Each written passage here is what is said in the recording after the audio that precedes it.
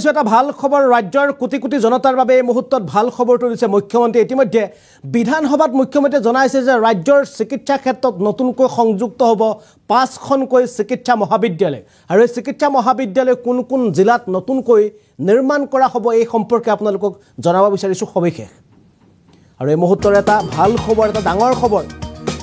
অসমত নতুনকৈ নিৰ্মাণ হ'ব ৫খনকৈ চিকিৎসা মহাবিদ্যালয়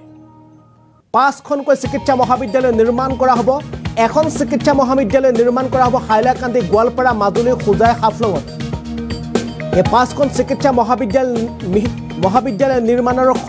সম্পূৰ্ণ হ'লে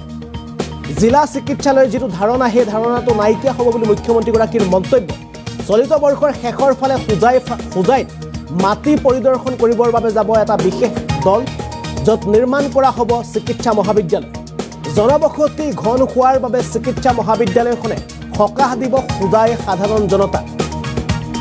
উক্ত ৫খন চিকিৎসা মহাবিদ্যালয়ৰ সৈতে কেন্সাৰ চিকিৎসালয় সংযুক্ত কৰাৰ পৰিকল্পনা মুখ্যমন্ত্ৰী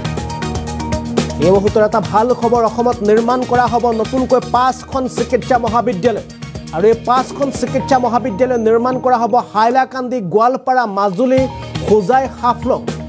এই ৫খন জিলাত নিৰ্মাণ কৰা হ'ব এই ৫খন চিকিৎসা মহাবিদ্যালয় আৰু এই চিকিৎসা মহাবিদ্যালয়ৰ নিৰ্মাণ সম্পূৰ্ণ হ'লে জিলা চিকিৎসালয়ৰ যিটো ধাৰণা আছিল বা জিলা চিকিৎসালয়ত যিটো ভিৰ দেখা পোৱা যায় সেই ভিৰ যথেষ্ট পৰিমাণে নাইকিয়া হ'ব বুলি মুখ্যমন্ত্ৰীগৰাকীয়ে কৈছে আৰু বিশেষকৈ খুজাই অসমৰ ভিতৰতে ঘন জনবসতিপূৰ্ণ এটা অঞ্চল আৰু য'ত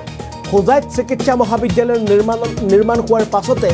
ঘন বসতিপূৰ্ণ হোৱা খুজাই সাধাৰণ জনতাই যথেষ্ট সকাহ পাব অৰ্থাৎ তেওঁলোকে জিলা চিকিৎসালয়ৰ লগতে চিকিৎসা মহাবিদ্যালয়ৰ জৰিয়তেও তেওঁলোকে চিকিৎসা সেৱা লাভ কৰিবলৈ সক্ষম হ'ব বুলি ইতিমধ্যে আজিৰ দিনটোত মুখ্যমন্ত্ৰী ডক্টৰ হিমন্ত বিশ্ব শৰ্মাই বিধানসভাত এই বিশেষ মন্তব্য দিছে ইতিমধ্যে মুখ্যমন্ত্ৰীগৰাকীয়ে বিধানসভাত এই সম্পৰ্কত আৰু কি ক'লে সবিস্তাৰে আপোনালোকক দেখুৱাবলৈ চেষ্টা কৰিছোঁ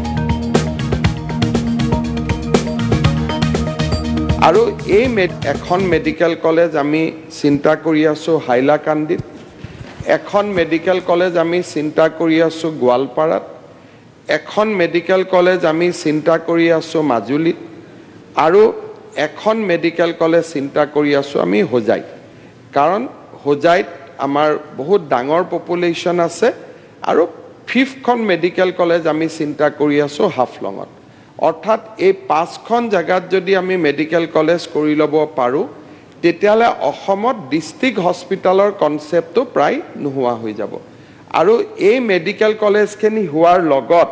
কাষত যদি আমি কেন্সাৰ হস্পিটেলখন বনাব পাৰোঁ আৰু যোগা আয়ুৰ্বেদা আৰু নেচাৰোপেথি দি আমি এটা ৱেলনেছৰ কনচেপ্টটো লগত আনিব পাৰোঁ তেতিয়াহ'লে আমি এটা হলিষ্টিক হেল্থ কেয়াৰৰ ফালে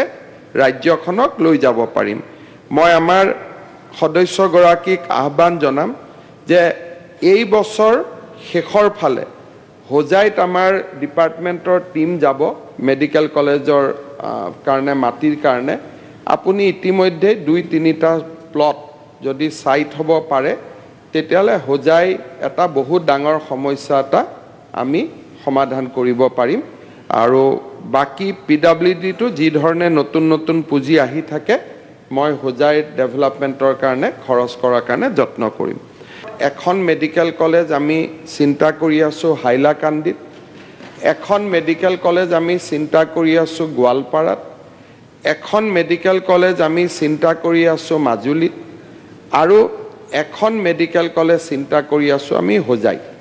কাৰণ হোজাইত আমাৰ বহুত ডাঙৰ পপুলেশ্যন আছে আৰু 5খন মেডিকেল কলেজ আমি চিন্তা কৰি আছোঁ হাফলঙত অৰ্থাৎ এই ৫খন জায়গাত যদি আমি মেডিকেল কলেজ কৰি ল'ব পাৰোঁ তেতিয়াহ'লে অসমত ডিষ্ট্ৰিক্ট হস্পিটেলৰ কনচেপ্টটো প্ৰায় নোহোৱা হৈ যাব আৰু এই মেডিকেল কলেজখিনি হোৱাৰ লগত কাষত যদি আমি কেন্সাৰ হস্পিটেলখন বনাব পাৰোঁ আৰু যোগা আয়ুৰ্বেদা আৰু নেচাৰোপেথি দি আমি এটা ৱেলনেছৰ কনচেপ্টটো লগত আনিব পাৰোঁ তেতিয়াহ'লে আমি এটা হলিষ্টিক হেল্থ কেয়াৰৰ ফালে ৰাজ্যখনক লৈ যাব পাৰিম মই আমাৰ সদস্যগৰাকীক আহ্বান জনাম যে এই বছৰ শেষৰ ফালে হোজাইত আমাৰ ডিপাৰ্টমেণ্টৰ টিম যাব মেডিকেল কলেজৰ কাৰণে মাটিৰ কাৰণে আপুনি ইতিমধ্যে 2-3টা প্লট যদি ছাইট হ'ব পাৰে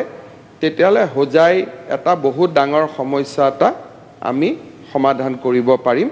আৰু বাকি পিডব্লিউডিটো যি ধৰণে নতুন নতুন পুঁজি আহি থাকে মই হোজাই ডেভেলপমেণ্টৰ কাৰণে খৰচ কৰাৰ কাৰণে যত্ন কৰিম